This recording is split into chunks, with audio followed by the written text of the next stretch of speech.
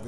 This isn't that tough. We're ready for Labor Day. It's only one though. We're waiting till like later. We're all starting to get off. We've probably got something you could start with around here somewhere. I think, Dara, you're going to kick off with a question.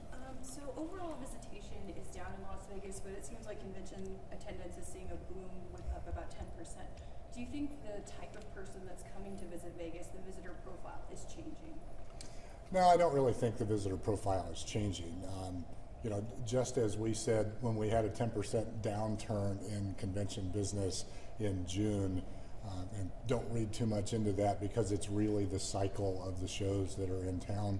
When it goes up 10% in July, we can't just love the other side of that and dismiss the downside. So the changes that you'll see in trade show and meeting activity month to month have a tendency to be larger swings than the overall visitation number, simply because it's a lower number and it can be very dependent on a single show that just rotates out of the market that year.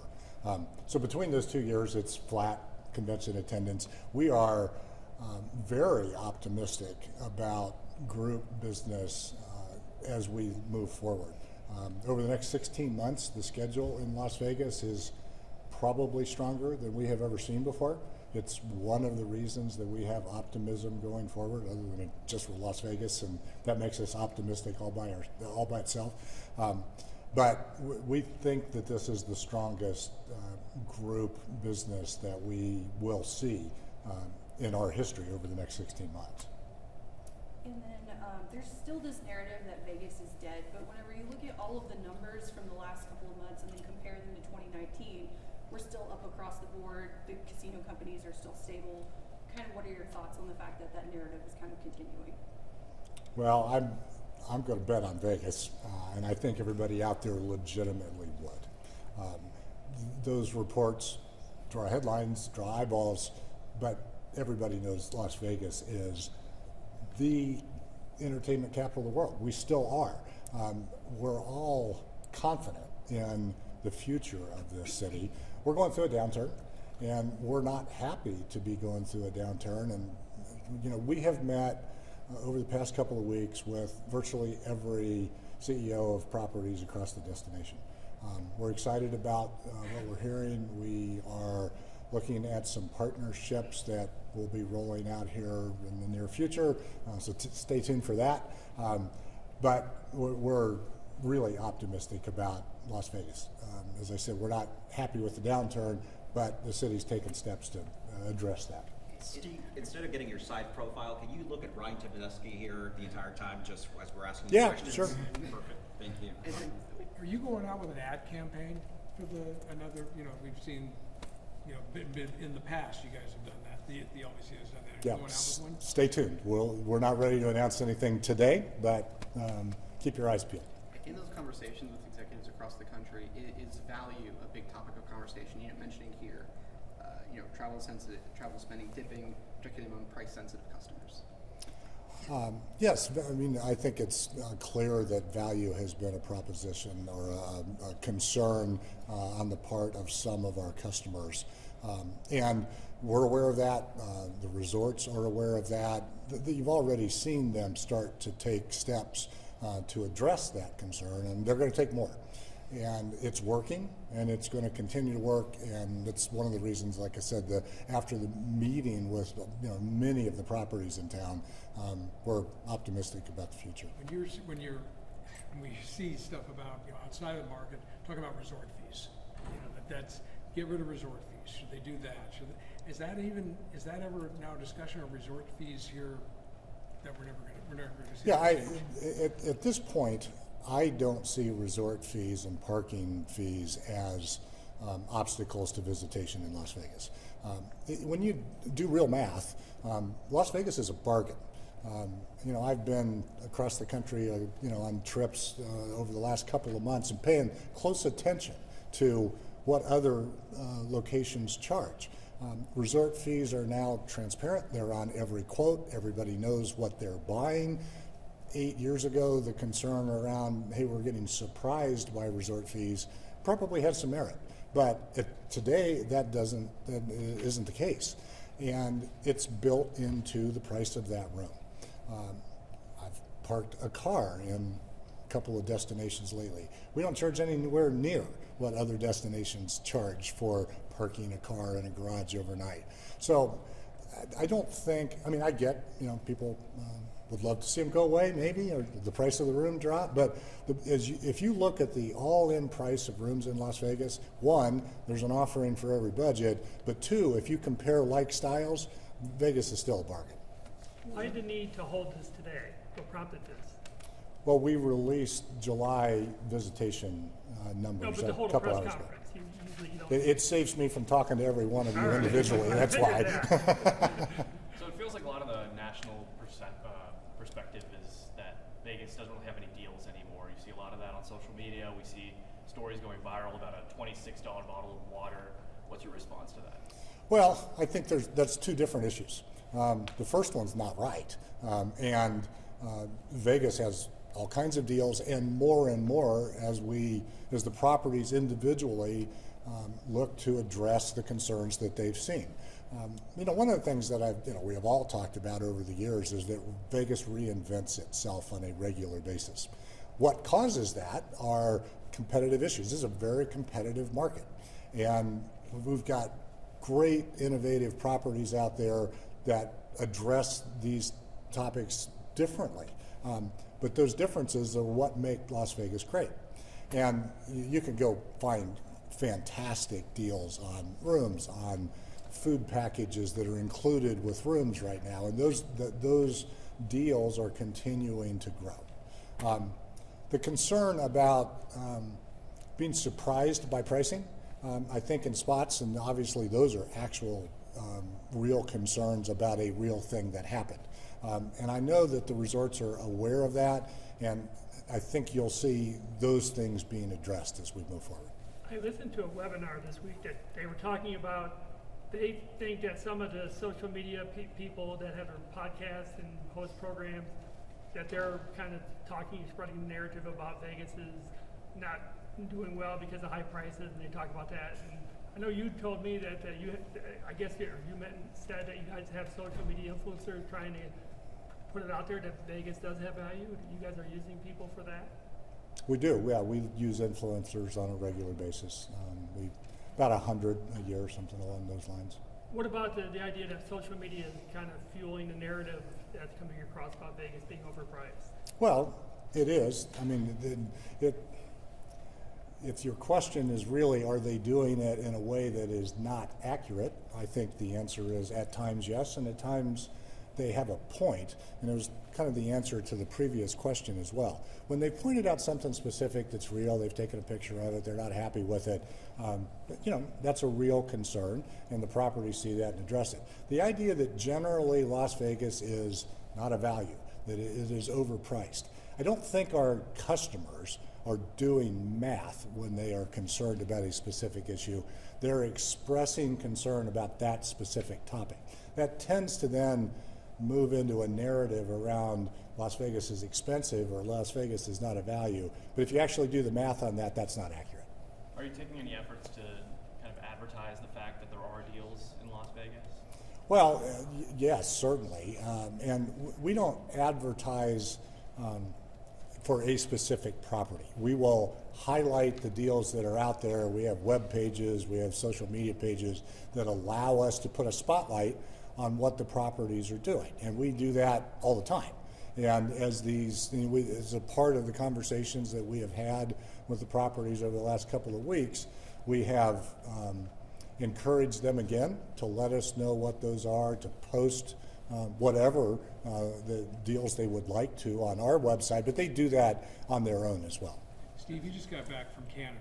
I did. You said you went up there to talk to groups on a sales trip, I guess. Right. Mm-hmm. Where did you go? What is the feeling now? Do you think you can get the Canadian visitors back? Well, yes, I did. I went to Vancouver, and I just went up Sunday and came back Tuesday and really spent all day with either Canadian media or our customers in Canada. And was able, we had a dinner on Monday night, and this is a sales mission. We do this on a very regular basis all over the world. We do it in Canada at least twice a year. And I wanted to go on this one to hear what folks were saying. And when we talk about our customers at these sales missions, we are talking about travel buyers, tour operators, travel agents, our partners with, for example, Air Canada and WestJet, and Air Canada Vacations, WestJet Vacations, the folks who are the intermediaries between our visitors and the city. And you know, there's a portion of Canadian potential visitors who, on principle, are not coming to the United States, and that's Las Vegas and every place else. We see Canadian visitation right now down about 25%, and our message to them is we're here. The city continues to improve, continues to create new experiences for you, and we're ready when you're ready. We're not going to be able to talk them out of their principles, and we're not trying to. We understand that a group, you know, a portion of our friends in Canada are not happy with us right now. And we just want them to know we love them, we want them to come back, but we understand they may not be ready to do that right now. There was a story about some U.S. hotel companies are doing some offers to Canadians. Well, we are too, yes. Yeah. Vegas is. Oh yeah, we are. When we do that internationally, we most often work with our airline partners to create packages around flights and rooms. And WestJet's going on sale, Air Canada's going on sale with those packages through their vacations department. We do that with the tour operators and the travel agents, same kind of thing. We just announced up there at this sales mission a contest for travel agents from Canada, sending people down to give them some additional incentive to sign people up for Las Vegas. So sure, we do those types of initiatives on a very regular basis. And that's done through the LVCVA. Do you work with some of the hotel partners? Oh yeah, here? sure, Okay. absolutely, yeah. And we go on that sales mission. We have our hotel partners with us there. The Sphere was there with us. You know, it's a contingent of Las Vegas, and then we do individual meetings with those customers. And at the dinner on Monday night, we have a stage up there, and we bring each of the Las Vegas properties and partners up, and they get to spend a little time talking about what's going on in their properties, what they've done recently. You know, Sphere gets to talk a little bit, our airline partners get to talk, and the audience gets to learn about what's new in Las Vegas and what they should be paying attention to. On those packages, have you seen any impact, or do you have any data on if that's mitigating the reduction in Canadian tourism? Yeah, the packages that I was talking about in Canada just launched. Okay. Now, the initial feedback I got, which was anecdotal and didn't have numbers attached to it, because I talked to both Air Canada and WestJet while I was there, was this is working. And so that was great to hear. We'll see how it works and continue to do it if it does. There's a few operators in town that have eliminated parking or resort fees. What have you heard from them about the efficiency of eliminating those, and what does that say about customers' attitudes toward the market? Yes, there have been, and we've all seen it, it's been reported that some of the properties in town have eliminated resort fees and or parking. And you know, this is something that can happen permanently, can happen, you know, for a period of time, can happen for some and not others. It has worked for them. Yeah, it has worked. And that, you know, that's what I was talking about with Las Vegas is a very competitive market, and we all work together, and the destination does a great job of working together to bring our visitors here. But once they're coming, the properties battle to get them to stay at their place, to get them to eat in their restaurants, to get them to experience what they are offering at their properties. And that competition is beneficial for everybody involved. And you're seeing that take place, and it works. In July, some of the locals casino revenue was down, which is a rare decline, but the Strip, as you know, is up by baccarat. Do you think we're seeing any locals that are going down to the Strip and taking advantage of deals down there, or Yeah, we don't, as far as I don't know the numbers on that. Our gaming revenue for the year and in the month is really hanging in there pretty strongly. It's not following the visitation drop, which is great. I mean, it matters to all the properties involved. It matters, obviously, from a tax basis for the state, because it's one of the 2 largest tax producers for Nevada. So that's good news for everyone. And I know the properties are working to make sure it hangs in there, but I'm not sure what the locals visitor mix is on the Strip in July.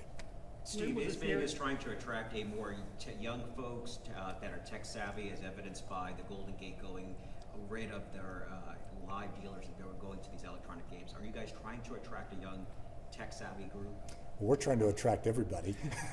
And certainly, there's always a focus on the youngest adults out there. Because once you attract them and you expose them to Las Vegas, they're going to be fans for a long time. So it's great to bring, 21 to 27-year-olds to Vegas, and we look for ways, and the properties look for ways to do that all the time. But we still want folks my age to come too, so it's both. As you know, the New York Post column or article talked about millennials don't want to come to Vegas anymore. You want to address that with, remember that article from a few weeks ago? Yeah, that's not right. I mean, those kinds of broad statements are easy to just dismiss. I mean, it feels like bait, not journalism. And that it's just not true. I mean, we talk about the fact that the average age in Las Vegas has gone from 46 prior to COVID to 43 now. So our visitation is getting younger. It's not getting older. And so, I don't know where that comes from, and they may find some stat that they can pull a nugget out of, but it's an inaccurate headline. So there's been lots of discussion about value, as it's been mentioned already. But come back to me. I need to rephrase that question. Yeah, So are you guys thinking of essentially attracting a hip new image, essentially to bring in visitors? You have the Backstreet Boys at the Sphere, you have the Oakland A's coming into town here in a couple of years. So are you trying to bank on that new image to attract that millennial crowd? Well, again, we're trying to attract everybody, and what the Sphere does is what the Sphere does. I mean, we don't have input into who they book. We're thrilled with who they have booked, and the Sphere has been exceptionally helpful for Las Vegas over the past couple of years, and it remains that. And Wizard of Oz premieres last night, and there's going to be content in that Sphere and something for our visitors to do, forever, frankly. And I'm old enough to remember when that was appointment viewing once a year on TV, and now the next generation is going to learn all about it. So we're excited by that. Excited by the Backstreet Boys. They're actually now attracting the center of our target audience in that 38 to 43 crowd sitting over there in the chairs. And so, yeah, I mean, we have a broad cross-section of offerings for all adults to come to Las Vegas, and those are some of you cited are great. Do you expect this narrative to change in the fourth quarter or the first quarter of 2026? When do you think it'll change? Well, what we're hearing from our partners in the resort corridor is that we're going to start to see, they feel some improvement as we work through the fall and into the winter. They feel like December is going to be strong. It's 4 months away, so it's early to make it is going to be statement, but things, they can see bookings coming up, and they know what we have in terms of events, in terms of trade shows, and it's one of the issues that we've had with, and will have through August in the summer, is that we are very reliant in the summer on the leisure visitor. And we don't have as strong a sports agenda as we do the other 9 months. We don't have as strong a meeting agenda as we have in the other 9 months. And so as we move into September, that starts to change. 2 weekends from now, we've got Canelo Crawford fight on Saturday. We've got a Raiders-Chargers game on Monday night. That's going to be a really great weekend. It's been a while since we've had a really great weekend, a couple of months. And so having those types of things as a draw are going to start to make a difference. So for people who may be planning a vacation and think, maybe let's not go to Vegas, it's too expensive, what would your message to them be? That don't believe that narrative. Vegas is not too expensive. Vegas is still a value, and there are great values out there right now. please look. I mean, don't just believe what you read. Go and do a little bit of work, call a travel agent, call one of the properties, see what the price of Las Vegas really is, rather than some general headline that frankly is not accurate. Yeah, and how do you feel that there are headlines that are making people think this way? Well, and it's partially our job to push back and make sure that people know what's accurate. So we've got plans. Like I said earlier, pay attention. We've got some things coming up that are going to be pretty exciting, and we're going to make sure that people understand there is an offering here for every budget, and there's real value in Las Vegas. Are you able to share any of the exciting things coming up yet? Or? Soon. When it comes to that, reaching out to the tourists and trying to get them back here, what particular areas are you going to be putting out this new, strategy? Watch what happens over the next number of days, and you'll see it. Yeah, we're not ready to make an announcement on that today. There's been a lot of discussion on value, and I got this phrasing correct now. How much of this current decline do you think is due to a post-pandemic boom ending? Yeah, there are probably a few reasons for the downturn this summer, but you've seen general downturn across the tourism industry across the United States. The core issue remains consumer sentiment, our visitors' concern about what might happen with their job, what their financial situation is, and it causes some to hesitate in their travel plans. Las Vegas is a very discretionary city and destination, and particularly when we don't have meetings in the same quantity during the summer. We don't have the same, like appointment visitation for your football team or your hockey team coming to Las Vegas in the summer. So, the resumption of that at scale in September and into the fall is, one of the reasons for our optimism. And your question was specifically. More about how, there was a boom in travel globally after Yes. pandemic restrictions lifted. And so, and I think that's right, that when we came out of COVID, there was pent-up demand for Las Vegas, and there was also extra spending money available due to the stimulus funds. Consumers have spent through those stimulus funds. Consumer credit card debt is either at an all-time high or close to an all-time high right now. So any generalized excess funds that our customers have had in the past is no longer the situation for them, and so I think it's adding to the concern they have about their financial situation.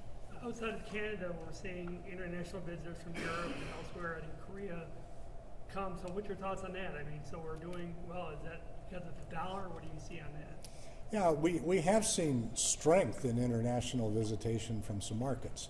And that is, Mexico has been up, the UK has been up, Australia's been up. Some of that, I think, is due to the work that our air service development team has done in conjunction with the airport, because the ease of getting here matters a lot. And we've got very regular visitation from those countries, but we've added flights and added seats, and that makes it a more attractive thing to do. The other part of that is it is somewhat correlated with national tariff policy and the relationship that we have with some of those countries. They still feel good about coming. They're not upset, and there's not a lot of the population in those countries that is deciding out of principle not to come to the United States. There's some big events coming up, thinking specifically G2E, F1, things like that. Concerns about international travel coming here, impacting those events, attendance at some of those events? Well, we are concerned about the fallout really from some national policy on international visitation. Some of it is obviously tourism and travel are unintended consequences of a different topic. One of the things, though, that we have spoken out pretty clearly on is visa fees in countries that don't have visa waiver programs have gone up significantly lately. There's a $250 fee on any visa coming from a non-visa waiver country. If you've got a family of 4 and you want to get a visa to come to the United States, it's going to cost you about $1,150. And that's reason enough for a lot of families not to come. And on top of that, it takes a long time to clear the visa process in those non-waiver countries. And for example, Mexico is one of those, Brazil is one of those, India is one of those. There are big countries out there that struggle to get to the United States, and we're making that harder.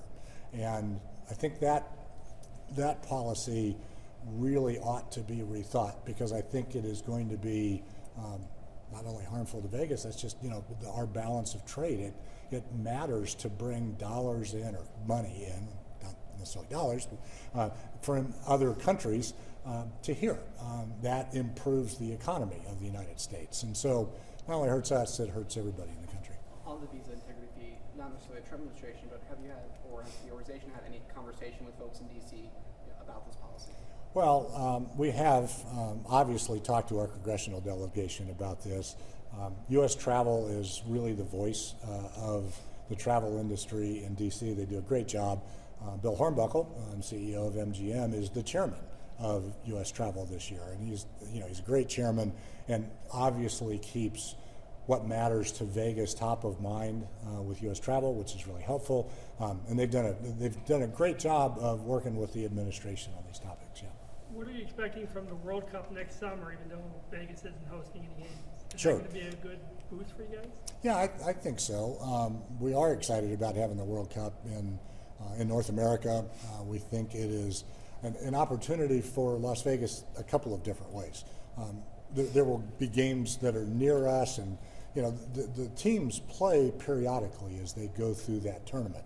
And so between those games, people are going to be looking for things to do in Vegas. There's no better place for Vegas than Vegas to come and watch the other games, have a good time, and then go see your team play and then come back.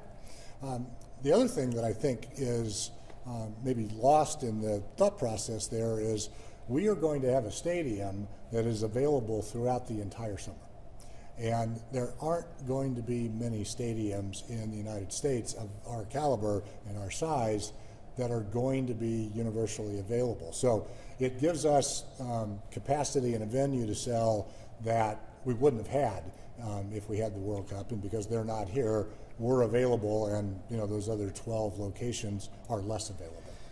Back to the discounts that some of the resorts are doing for seasonal things like free parking or reduced prices through resorts fees.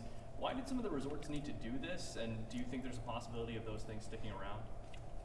Well, the resorts are responding to both what they're hearing from their customers and what they're seeing in the visitation numbers.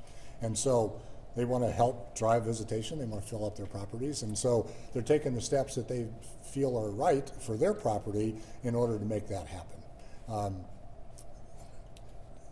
They'll decide how long those offerings last. So I really can't answer that question. It kind of depends on how the market improves, how the economy in the United States responds, and what works best for individual properties. But my sense is that there's no universal answer to that question. Some properties will go in one direction, others will go in a different one, but that's that competitive aspect of Las Vegas that I think makes the whole city better. What's your board meeting? You mentioned that there was an issue, or the airline officials mentioned there was an issue with Spirit Airlines and a lot of their planes being grounded with the engine issues. Do you guys have an update on that? We don't really have more of an update than what we provided at the board on the issues with engine and Spirit planes, but it's not a 2-week fix. I mean, this is going to take them some time to work through the engine issues that they have, and I think they have about 65 planes grounded, and maybe 25-30% of their fleet at any one time while they're working through that issue. Kind of along those lines, what's your impression on the discrepancy between last month's high gaming numbers and low airport numbers? Well, we don't like the low airport numbers. We're thrilled with the high gaming numbers. How's that? gaming's hung in there, and that has been, at a record high levels. I mean, we have plateaued at a level that, frankly, if you'd asked us a few years ago, probably nobody would have predicted that we would be at the levels we are at right now. And so that's really beneficial to the city. Obviously, we want more people flying here, and we're going to continue to work on that. Baccarat was up 80%. We have 2 minutes available. Yeah, Baccarat was up 80%. That was a big part of it. Yeah. I mean, it's not an area that we get involved with, so we view those numbers from afar and try and help with gaming numbers and every other number by attracting visitors to come to the city. Well, Joe threw a wet blanket on that. Sorry. Thanks, everybody. Have a great Labor Day weekend. Thank you.